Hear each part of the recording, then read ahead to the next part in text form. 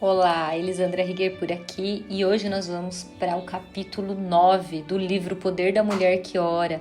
Essa resenha comentada que tem feito tanta diferença nas nossas vidas. E nesse dia nós falamos sobre instrução e pedimos: Senhor, me instrui enquanto eu coloco a minha vida em ordem. E nesse capítulo, a Storm conta a história da Tabita, que tem a sua história narrada em Atos 9, 36, 42. Ela era uma mulher que amava o próximo, seguia os ensinamentos de Jesus e beneficiava as pessoas com obras de caridade. Todos a amavam na cidade. Um dia, ela foi acometida com uma doença e morreu. Então os homens foram atrás de Pedro, que era discípulo de Jesus, e logo que lhe contaram a história, Pedro foi ao seu encontro. Quando chegou lá, ficou sozinho com o corpo, então Pedro orou. Depois olhou para ela e disse: Tabita, come, que quer dizer, Tabita, levanta. E no mesmo momento essa mulher ressuscitou e através desse relato muitas pessoas creram em Deus. Todas as informações que temos sobre essa mulher é que ela era uma discípula. E será que a ressurreição teria ocorrido se ela fosse uma discípula só de nome? Se não amasse verdadeiramente, se não oferecesse de si? A vida dela estava em ordem e Deus abençoou ela por isso. Ele deu a ela uma segunda chance. E é isso que Ele fará por nós se colocarmos Ele em primeiro lugar. Então, hoje a pergunta é: qual é a prioridade número 1 da sua vida? Para a nossa vida ser bem-sucedida, nós precisamos ter prioridades corretas. O Espírito Santo quem nos dá as prioridades e é Ele que nos ajuda a entendê-las. Prioridades que vêm direto da palavra. Lá no primeiro mandamento diz assim: amarás o Senhor teu Deus de todo o coração e de toda a sua alma e todo o seu entendimento. E o segundo mandamento: amarás ao seu próximo como a ti mesmo. Como é difícil fazer isso, queridas. E aqui nesse livro ela nos dá a guia para determinar quais são as prioridades. E quais são essas prioridades? O seu relacionamento deve ser a prioridade número 1. Êxodo 23 diz assim: não terá outros deuses diante de mim. Muitas vezes colocamos coisas e pessoas na frente de Deus. Ele é um Deus ordeiro e Ele quer que nós nos alinhemos a isso, fazendo a coisa certa conforme a sua vontade.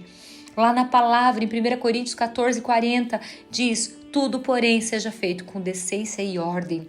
Ele nos mostrará como nós devemos nos alinhar sobre a sua devida autoridade, para que nós possamos ficar sob a sua proteção.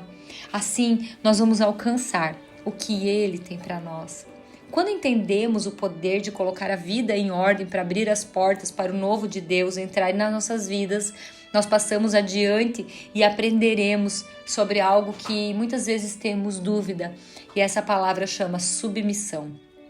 A submissão, que quer dizer submeter-se, acontece quando nós decidimos a estar dispostas e alinhando a nossa vida com a vontade de Deus.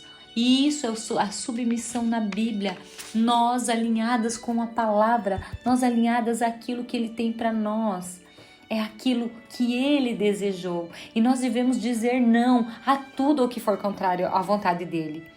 Por exemplo, se uma pessoa que seja autoridade na sua vida lhe pedir algo contrário à vontade de Deus, você deve recusar. Não precisa fazer, não precisa gritar, não precisa xingar, mas você vai dizer respeitosamente: olha, isso que você me pediu é totalmente contrário à palavra de Deus, aos olhos de Deus, e eu não posso fazer isso com a minha consciência tranquila.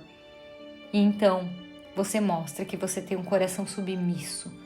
E aí nós acumularemos bênçãos nas nossas vidas.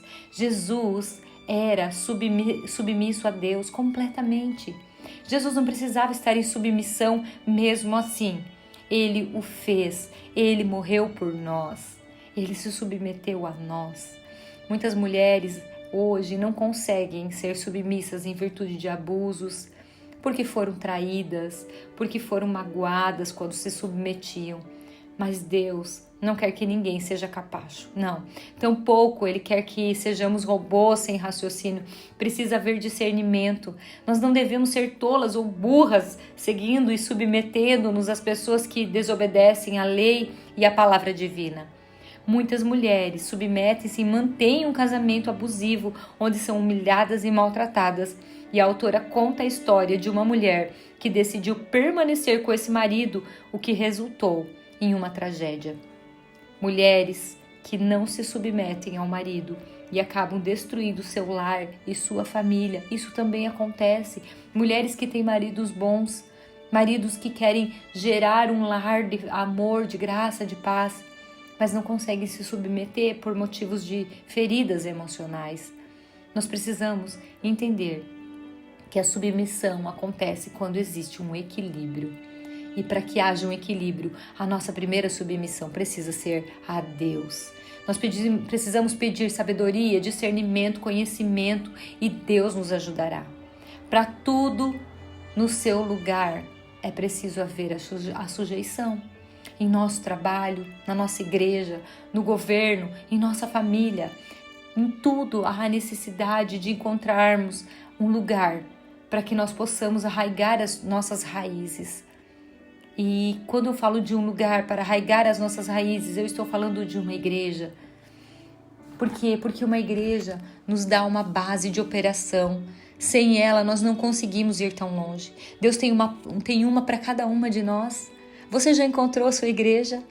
Não existem igrejas perfeitas, pois elas são feitas de pessoas imperfeitas. E Deus vai lhe mostrar onde você vai encontrar a sua família espiritual. Todas nós precisamos um pastor, um mentor que fale as verdades para as nossas vidas. Eles são como mensageiros de Deus para nos dizer a verdade com amor. Outra parte importante ao colocar a nossa vida em ordem é Efésios 5:21, que diz assim: sujeitando-vos uns aos outros no temor de Cristo. Um relacionamento saudável e correto diante de Deus, amando Deus em primeiro lugar e essas pessoas como a nós mesmas. Então nós começamos a viver uma ordem correta dentro das nossas vidas. Amém, queridas? Que essa palavra possa ter falado com você. Que esse momento seja um momento teu e Deus. E que você possa pontuar o que você precisa na sua vida. Quem é a sua família espiritual? A quem você se sujeita? Ao Senhor ou ao inferno? Nós precisamos tomar decisões.